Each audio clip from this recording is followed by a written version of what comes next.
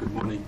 I thought I'd just maybe step a little bit back instead of just focusing on the AGA Act and just talk a little bit of the policy context and the need for astronomy.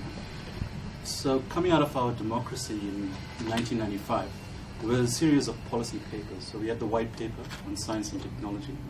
And the main focus was looking at innovation and how innovation could address the socioeconomic challenges in the country. So with a key pillar being innovation, in 2002, there was a national research and development strategy that was developed and released.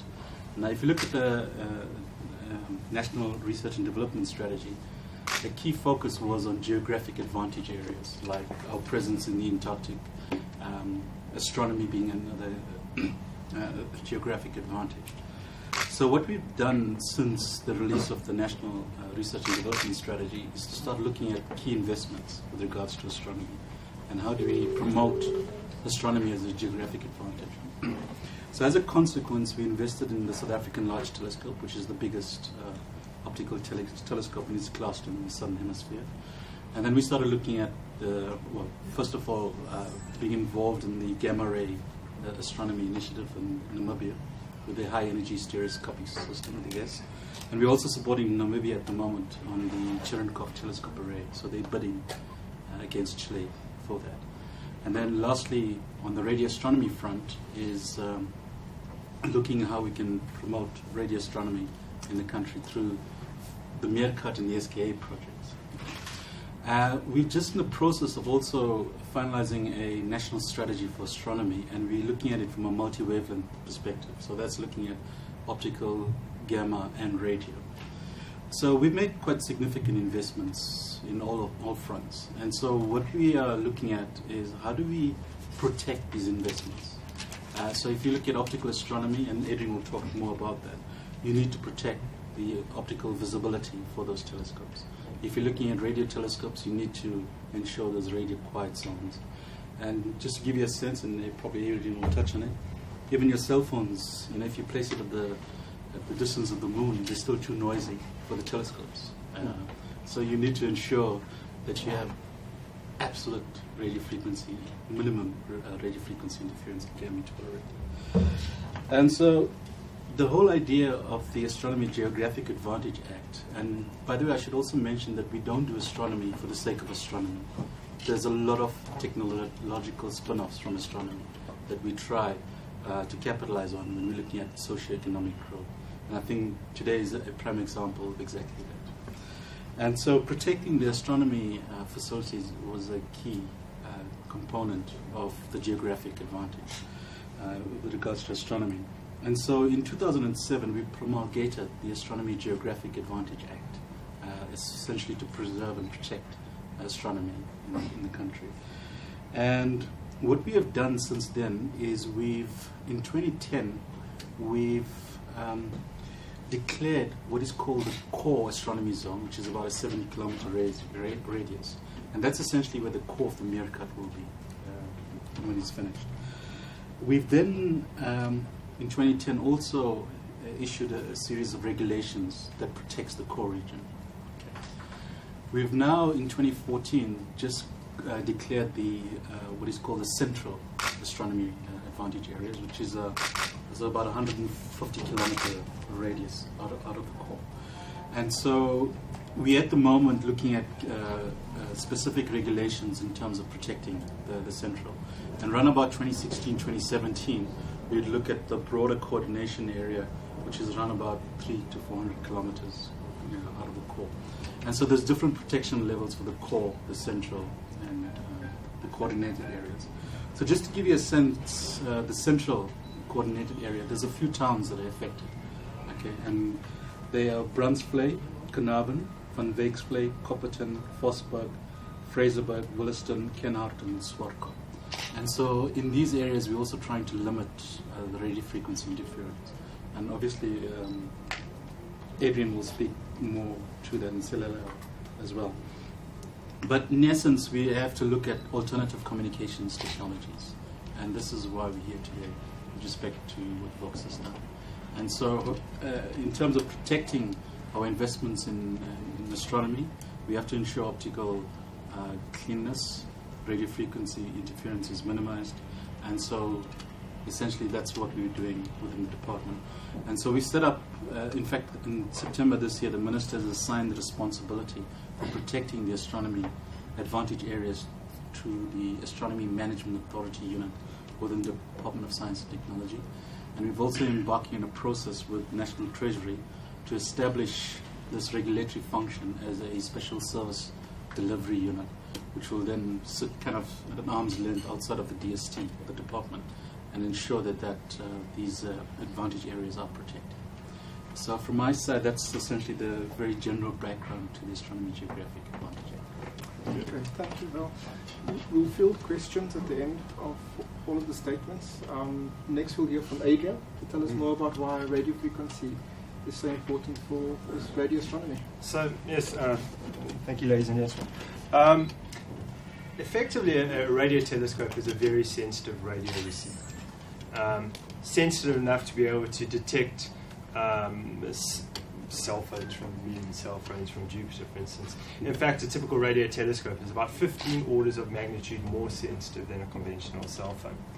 And so radio signals that are generated from radio transmitters, even electrical devices such as a wireless laptop, for instance, all have the potential to cause radio frequency interference. And what does radio frequency interference do? Well, it can effectively blind a radio telescope. It can decrease the scientific performance of the facility.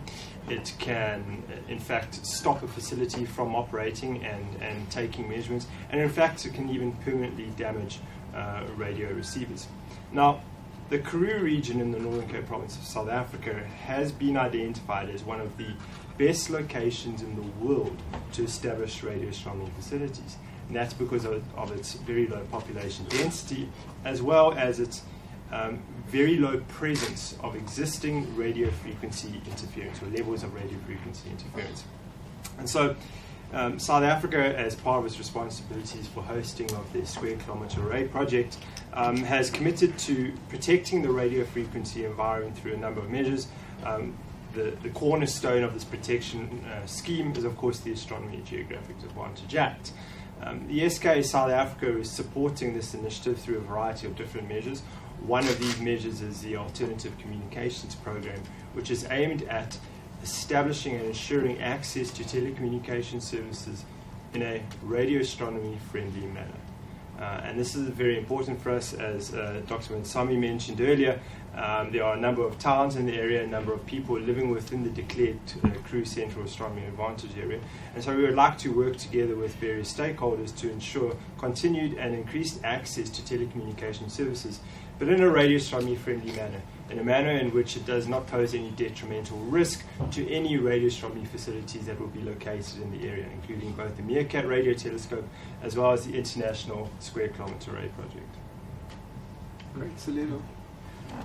I will talk about the telecom scarcity in the area. When we say the area has low population density, we basically mean there are very, very few people in the area, and as a result, the area is not financially viable for cell phone operators to deploy cell phone coverage in the area.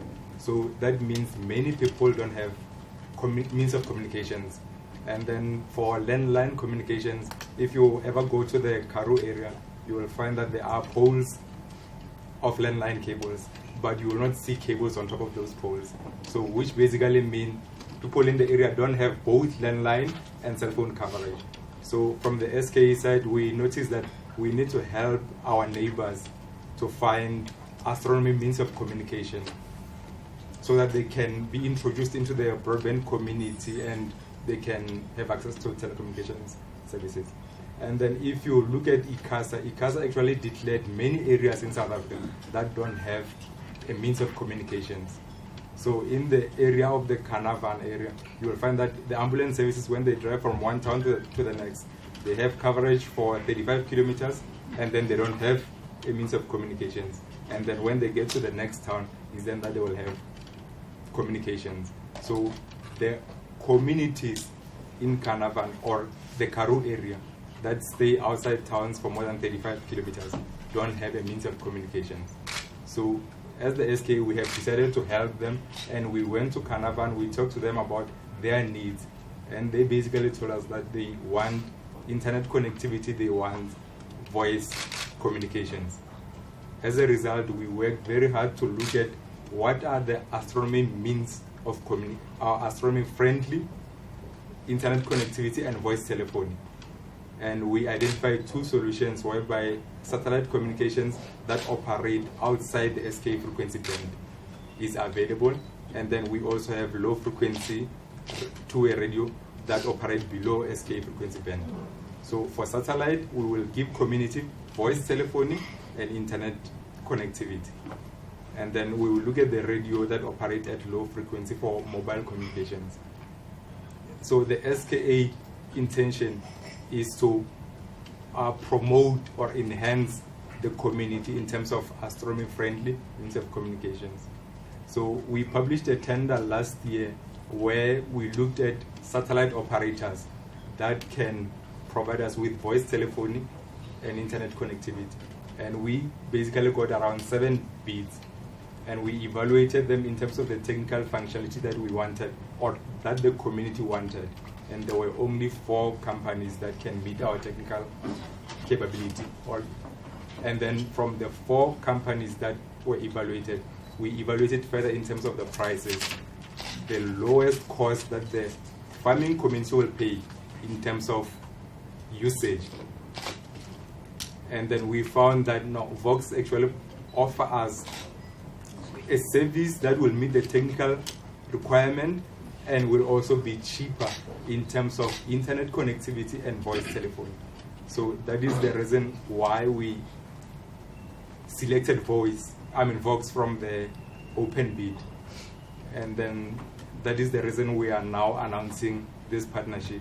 So in terms of this partnership, Vox will go out, find customers that are interested in having this solution, and then SKA will pay the capital cost for the equipment and also the installation. And the farming community will only pay for the usage, meaning internet connectivity and voice telephone. All the installation, all the capital cost is already covered by the SKA. And we are hoping this proposal will encourage other telecommunication service providers to reduce their cost to meet the cost that we are going to offer the Karoo community in terms of voice telephony and internet connectivity. If other service providers reduce the cost to be equal, it will be beneficial to the country because there are many parts of South Africa that need a means of communication. So I think I should hand over to Vox for more information. Great. Congratulations. I think congratulations are in order that you won the tender. So can you tell us what the technology is that you'll be employing, Jacques? Yeah, thank you. Well, first of all, I want to thank you for the opportunity to tender, and to very, very excited to work with you guys on this opportunity in the Karoo. We recognize your unique requirements for this highly sensitive area and the importance of this for our country in the years to come. And we're pleased to win this tender. We're really, really privileged to have this opportunity to provide services in the area. So I just want to say one other thing before I get to the product as such. We worked for a long time also with our upstream provider, JACQUES, tender partners here present this morning as well, to develop JACQUES as a last mile telecom solution for specifically rural South Africa. And I think we succeed in that to a very large extent. We're happy to say that we rolled out more than 4,500 of these units that are actively used on a daily basis in South Africa, and half of them with voice over that. And so the product grew tremendously fast here. And now it's time for us to show that results in the Karoo. But obviously, the Karoo will fit the satellite quite well as a result of the weather conditions, and the satellite connection is a highly reliable connection. We won't have the downside like copper theft and things like this. The only major impact really on the satellite in this case can be weather conditions. So we want to congratulate you as well on your tender spec. I think it was one of the best tenders we've worked on in the past years. And we've decided to roll out to this area a 2 megabits per second plan download and 512 kilobits per second upload, which is quite fast and is actually more than what you require. And as our commitment to this environment or to this rural communities there. If you think that you can get 2 gigabyte of allowance in the monthly, included in the monthly allowance, for less than 60 Rand a month, I think you will realize that this competes well with other terrestrial services. Definitely you can't get an ADSL line, which we also provide, for that price in an area like that. It also competes well with the GSM pricing, which we remove from the service, or which may be the intention in future. And the customer have the opportunity to top up on the data allowance as he wished and when. I think so the customers in this case will get a package with 2 gig inclusive for 119 Rand a month, VAT inclusive, and then you can add on that also a telephone line for 185 Rand per month. So if you combine the two, you get to a 304 Rand per month option, and the option to add top-ups on that.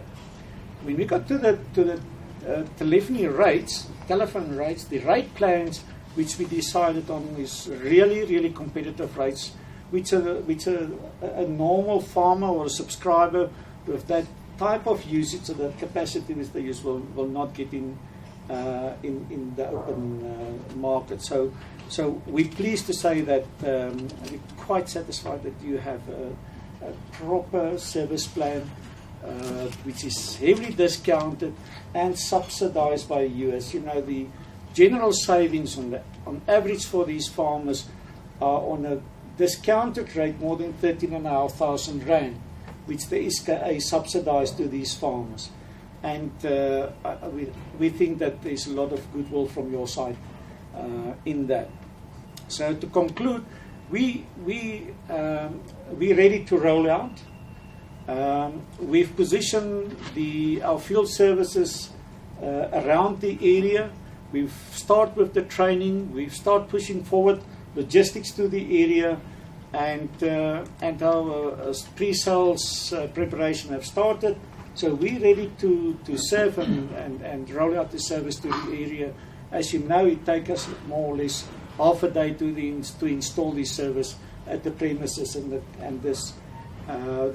the farmers, there's already 6 of them that received the service in the last week as part of the proof of concept, and I spoke to one of him, and he was really excited about the difference from Edge, which he previously got access to a 2 megabits plan that is really pumping data through that.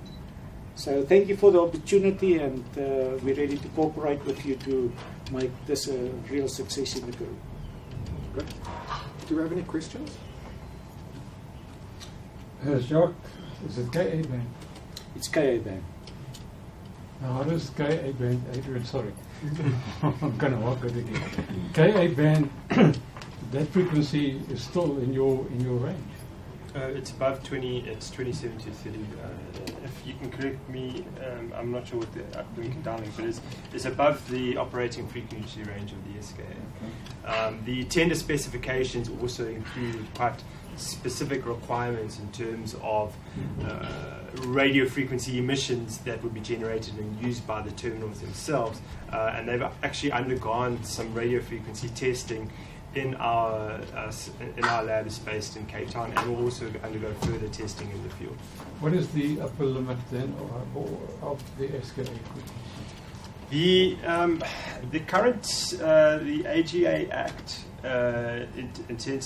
has declared the Cruise Central Astronomy Advantage areas for the application of with protection through regulations going up to 25.5 gigs. Any other questions? Yes, sir. My apologies, I've just arrived. I just want to find out, I'm Ntambering from SA News at the Department of Communications and Petroleum. Just want to find out about the duration of this partnership. Okay, the duration for now, we signed a contract for a 2-year period for 300 installations. So within these 2 years, any farming community member can apply for the subsidized. And then we hope this will be a case study for the national broadband installation, because at this cost, with this service, the national broadband strategy should actually look at this type of installation. So we want to, make ourselves available for the Department of Telecommunications to test and to see the feasibility that this partnership will bring. And then we hope they will roll on to other parts of the country, because there are many people in South Africa that don't have the means of communication. So this should be a stepping stone or a case study. I think there was a question that's been answered. No?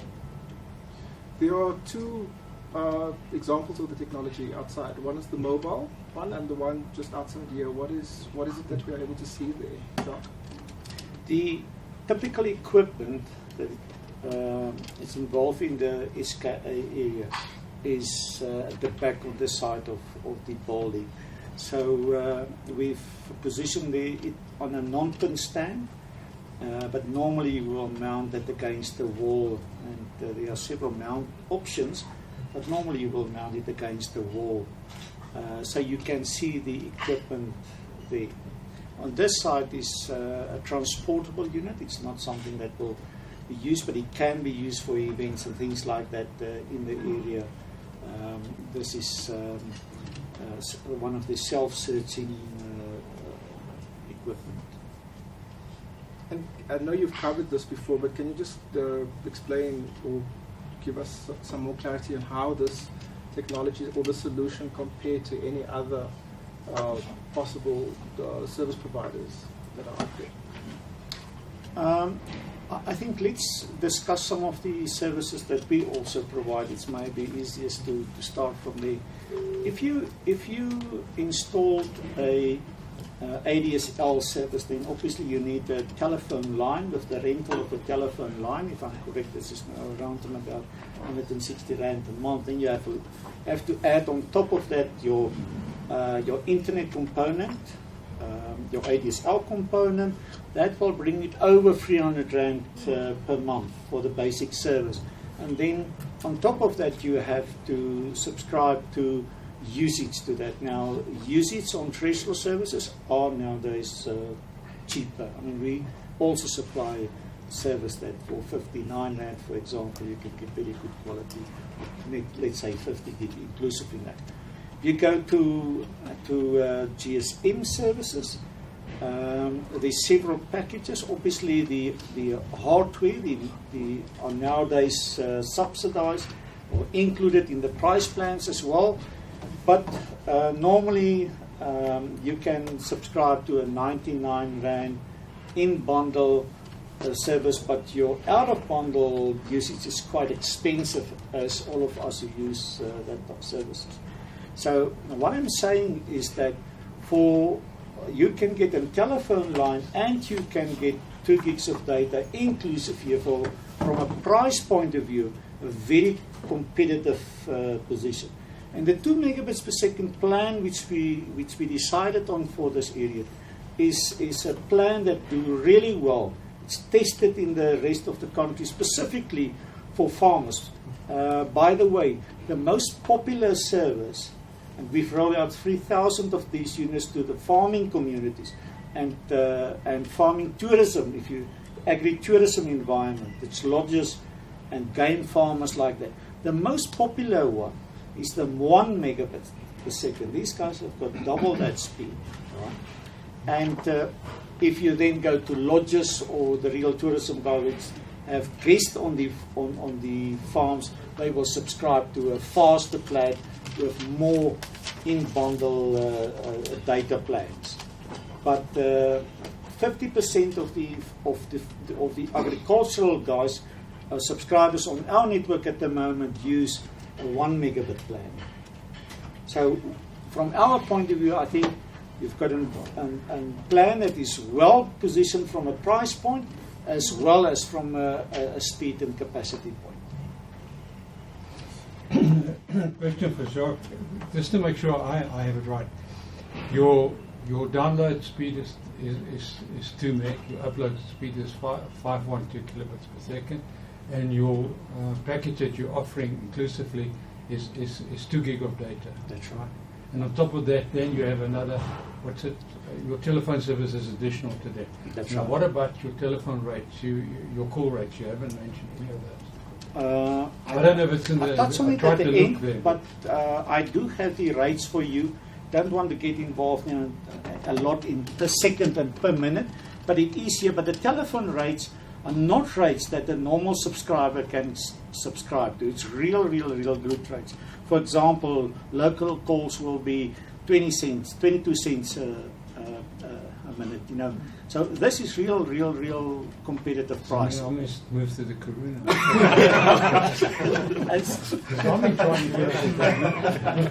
But as you know, voice over IP is a core product from Vox Telecom. We are definitely under one of the first free providers in South Africa, and we've made sure that on the request, tendered here for a real good plan. Thank you. Duncan McLeod from Tech Central. Just a couple of questions. I wanted to ask, it was mentioned a bit earlier that there are a number of towns in the protected area. Are mobile operators going to have to decommission any towers to support the SKA project? And which other users of radio frequency spectrum in the area are affected? Okay, I'll take that. So we've been actually working with all the stakeholders in the declared area to look for ways where we can reduce their impact as far as possible to ensure continued operational environment for the SKA telescope. As I mentioned earlier, the area has already been identified as a world-class destination, world-class location for its current existing low levels of radio frequency interference.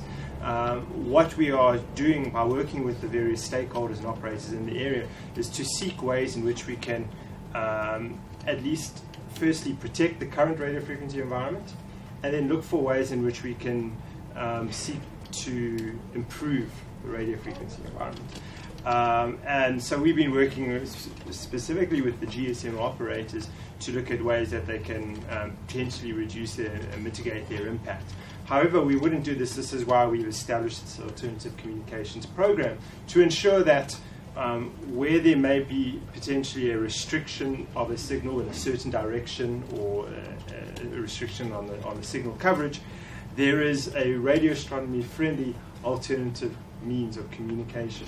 And SELAELO mentioned earlier, this award of the contract is in fact the first step of a program. The remaining steps will be to seek to establish a mobile means of communication in the area that is both radio astronomy friendly and also is of the very latest technology that's available out there. You haven't awarded that contract for the mobile service. No. The spec is the spec out on that? We have, okay. I know I've asked you that the other day. You wouldn't answer me then. Obviously, we have looked at different two-way radio communications. We know that the farming community in the Northern Cape want to be able to talk to each other, and they want to be able to phone cell phones, and for the cell phones to phone them back.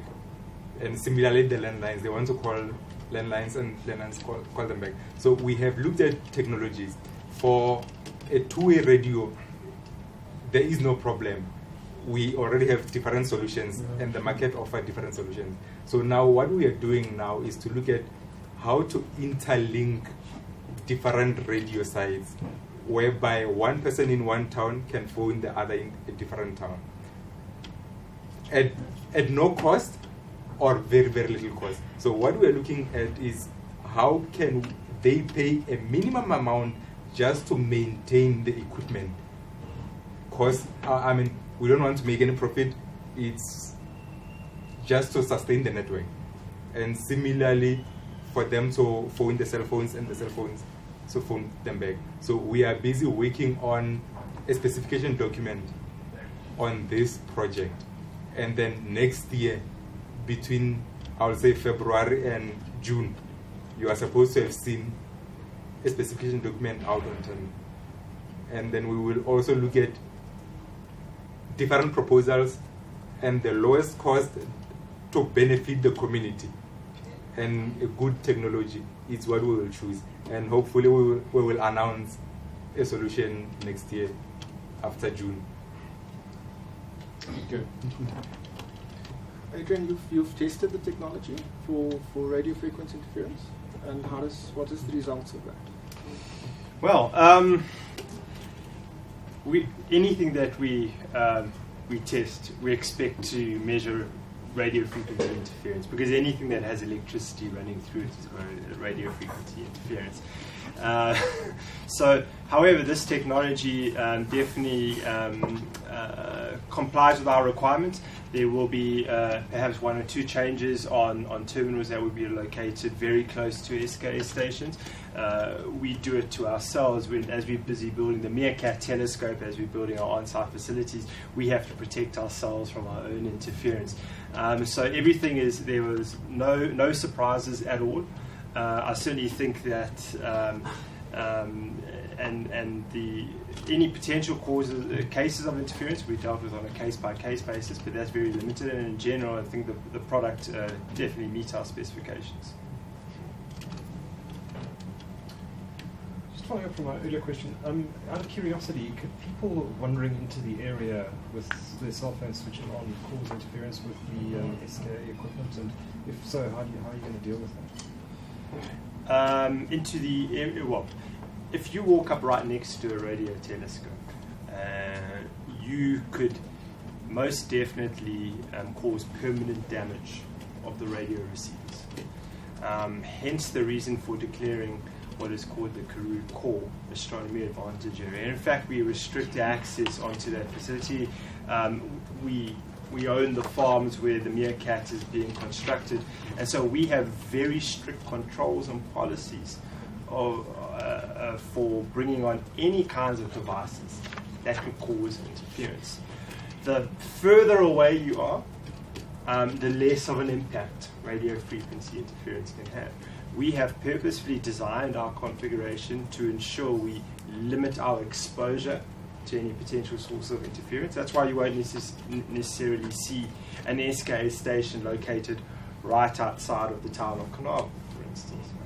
Right? And so we have various measures to protect ourselves from that kind of interference. So we certainly do limit the people walking onto site and being right next to a radio telescope. We also have continuous monitoring. We'll conduct continuous monitoring of the area in coordination with the Department of Science and Technology, the Astronomy Management Authority, and in fact ICASA as well, to conduct monitoring in the area to ensure that the reasonably strict regulations that to be promulgated for the protection of the receivers will be complied with. So we will identify the source of interference before it has any chance of actually causing permanent damage to the radio receiver. What about no-fly zone? Well, the questions are coming now. The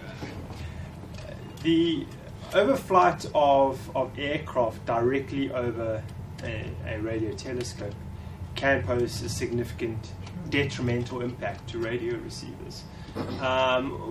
The Astronomy Geographic Advantage Act does empower the Minister of Science and Technology to declare a no-fly zone directly over the dishes.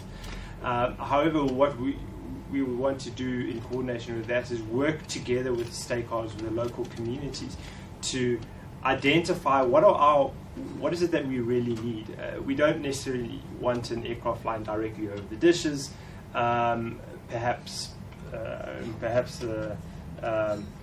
organize a fly-in once a month or something like that. But it needs to be coordinated. But certainly, because you have a strip now. yeah, we do have an airstrip on site, and that's actually put there for medical evacuations in case of operational health and safety.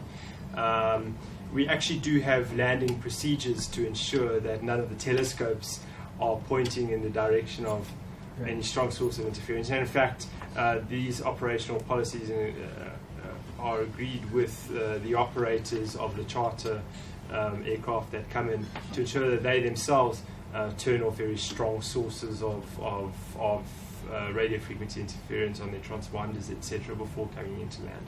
But you see, it's such a challenge for the commercial airlines to fly over and say, have a look. It is, but we don't expect SAA to fly the domestic aircraft over the core of the SKA at this point in time. Any other questions? Is that it? Yeah, Yes, my name is Tyson from IT Web, Tyson Gubeni. I just wanted to ask, how big is the farming community that's targeted for this particular solution? So it's included in this contract. They've identified 300 farms. Those positions of that 300 farms is also on our website. It's from 11 o'clock. So not every farm, but the general area. Yeah. So it includes 300, but you must understand that it's not necessarily that there will be one unit on the farm. There might be special conditions where we can deploy more than one unit on a farm. And also understand the complexity of some of these farms where there's a farm owner and farm workers. So we're working together with the SKA to do some research on that and make sure that we address those needs, which is unique in some cases and also very different from farm to farm. Okay, for this bid, to add on to what Jack said, for this bid, we wanted a solution that will accommodate both farm worker and farm owner. So a farm worker must have a means of telephone communications. So the solution is able to connect more than one telephone line. So there can be one telephone in a different house and another telephone in a different house. So we want to accommodate both farm worker and farm owner for this. How many lines can you accommodate per? Well, it depends. We can add more lines, but we don't expect more than one line from a farm. Remember, we talk here about a concurrent call. It's very seldom that you make more than one concurrent call. On the voice side, I think we can expect here a prepaid card and access on our network how to manage that, the self-service, that if you pick up the line, you enter a code and you can get, there's solutions like that which can be implemented. Great. Thank you very much for coming through today.